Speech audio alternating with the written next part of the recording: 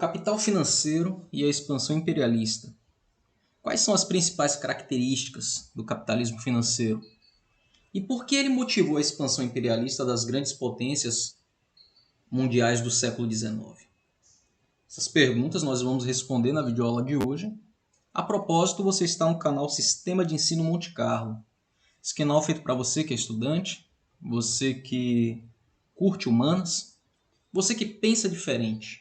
Sejam todos muito bem-vindos. Aproveite o ensejo para pedir o seu like e a sua inscrição, caso você tenha caído de paraquedas por aqui.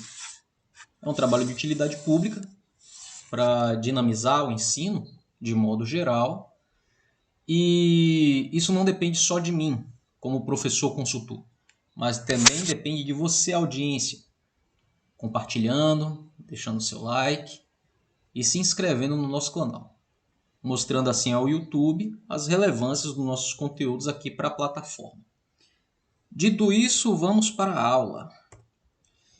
Então chegamos à era do capitalismo financeiro. As transformações que marcaram a segunda revolução industrial também ocorreram no próprio funcionamento da economia, essa economia agora capitalista. Até meados do século XIX, muitas empresas começavam a funcionar sem grandes recursos e se expandiam à medida que seus donos reinvestiam na própria empresa parte dos lucros obtidos com a comercialização dos produtos que essas respectivas indústrias produziam. E por essa razão predominavam as pequenas empresas familiares. Como os recursos que alimentavam a produção eram obtidos pela dinâmica da própria indústria, essa fase é conhecida como Era do Capitalismo Industrial.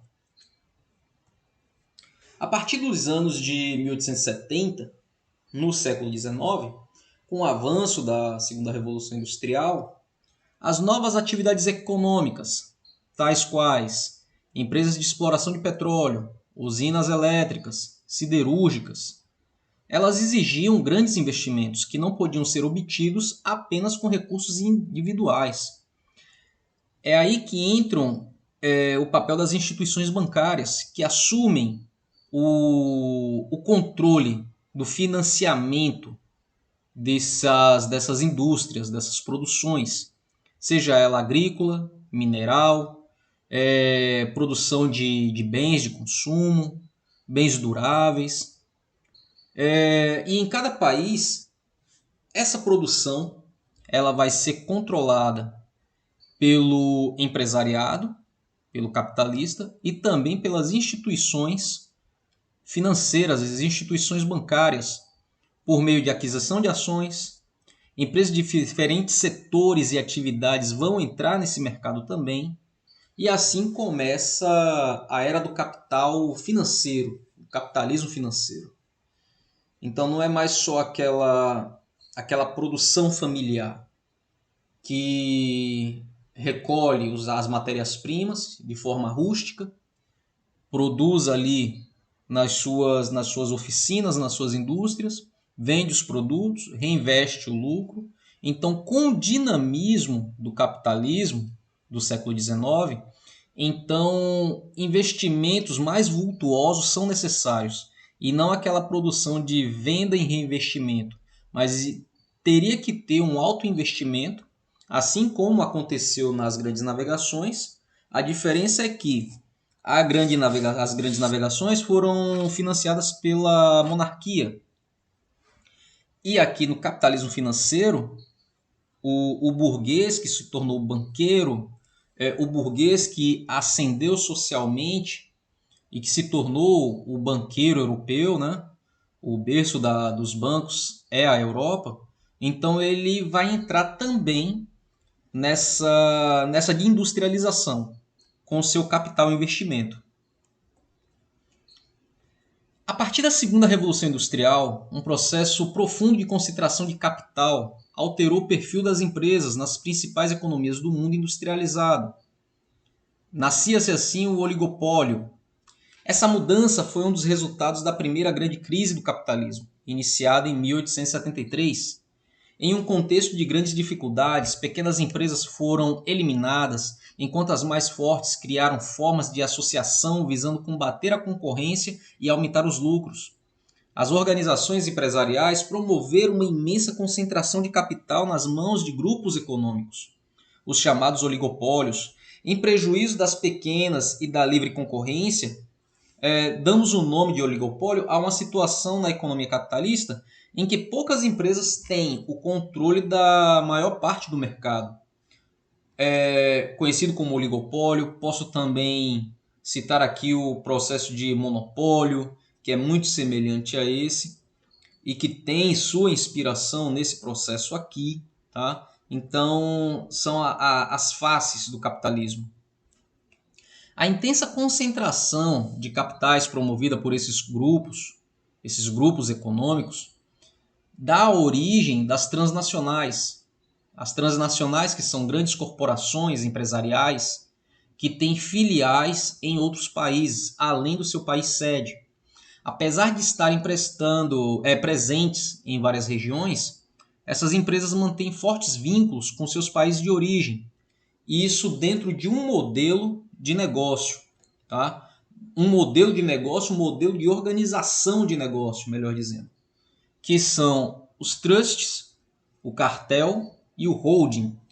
O trust que é uma associação de empresas de um mesmo ramo que se fundem com o objetivo de controlar os preços, a produção e o mercado.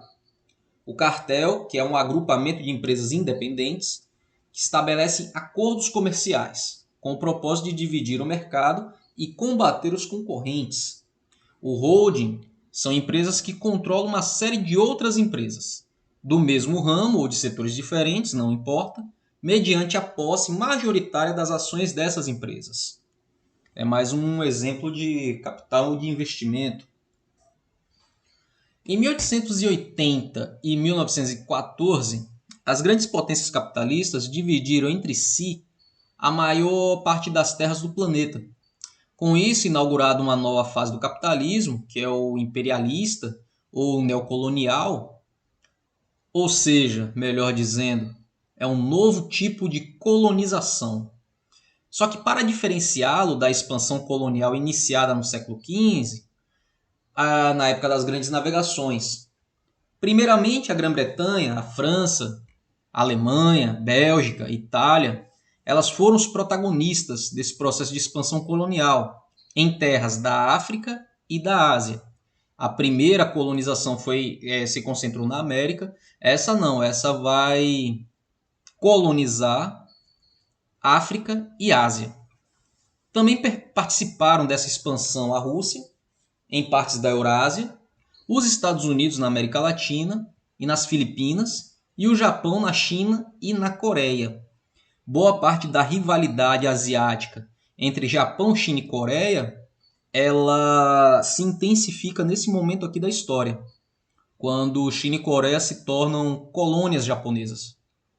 A nova fase de expansão colonial ampliou e aprofundou o processo de universalização da cultura europeia, iniciada no século XV e executado por meio da força ou da atuação de professores, missionários, exploradores, aparato administrativo, e esse aparato administrativo se encarregou de criar colônias.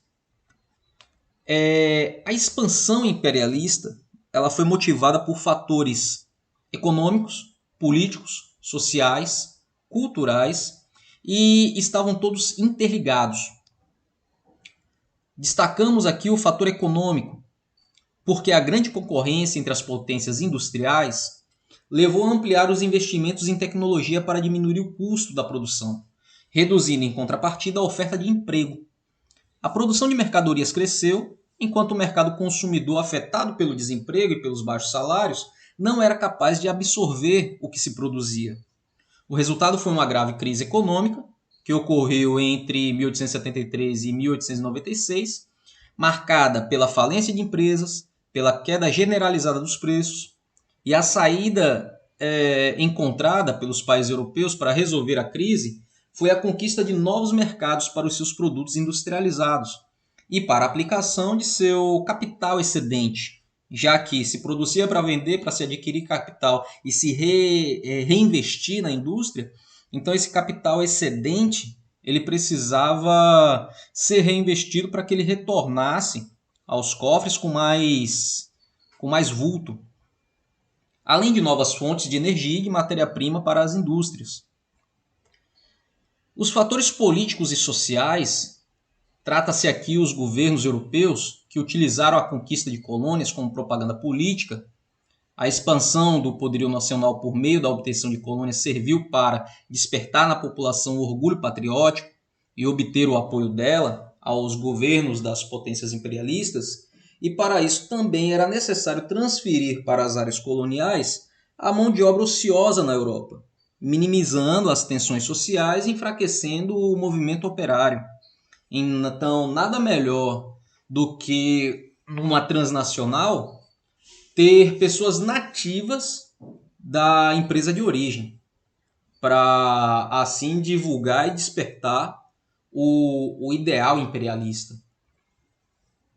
Os fatores culturais, onde no período foi disseminada a ideia de que o homem branco deveria levar aos povos tidos como atrasados as conquistas da ciência e da indústria, ou seja, a própria civilização europeia, e no pensamento racista e eurocêntrico da época, a colonização tinha uma missão civilizadora, muito parecida com o mesmo discurso do período colonial, resumida no conhecido poema britânico, O Fardo do Homem Branco. O Fardo do Homem Branco, que seria divulgar o seu lado civilizatório e resgatar aquelas civilizações tidas como brutas e hostis, né?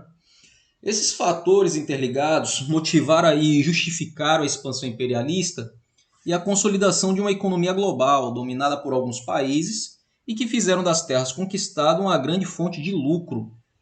Então, o grande objetivo aqui não era conquistar povos para o lado da civilização, mas e sim lucrar, adquirir lucro, ter mais mercado para investir, ter mais mercado para vender seus produtos industrializados e para enriquecer ainda mais banqueiros e capitalistas, empresários e etc. Finalizando mais uma videoaula, dúvidas e sugestões, deixe aí nos comentários.